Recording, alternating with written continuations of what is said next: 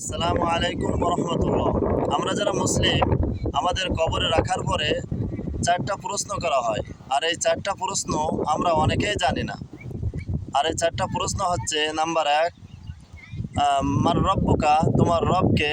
আর দুই নম্বর হচ্ছে অমা দিনুকা, তোমার দিনকে, তোমার ধর্ম কি।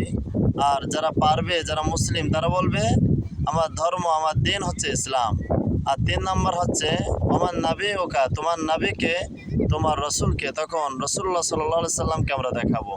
আর চার নম্বর যে প্রশ্ন করা হবে, তখন ফেরেশতারা বলবেন তুমি যে এগুলো পেরেছো, এগুলো কোথা থেকে শিখেছো।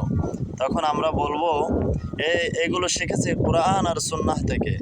আর যারা অমুসলিম, তাদেরকে মাত্র প্রথম তিনটি প্রশ্নই করা হবে। এজন্য আমাদের এই চারটি প্রশ্ন আমাদের প্রত্যেকের জেনে রাখা উচিত। আল্লাহ তাআলা আমাদের সকলকে এই চারটি প্রশ্নর জবাব দেওয়ার তৌফিক দান করেন। সকলে বলে আমিন। আর এই ভিডিওটি শেয়ার করে এই কবরের প্রশ্নগুলো প্রত্যেককে শেখার জন্য সকলের কাছে পৌঁছিয়ে দিন।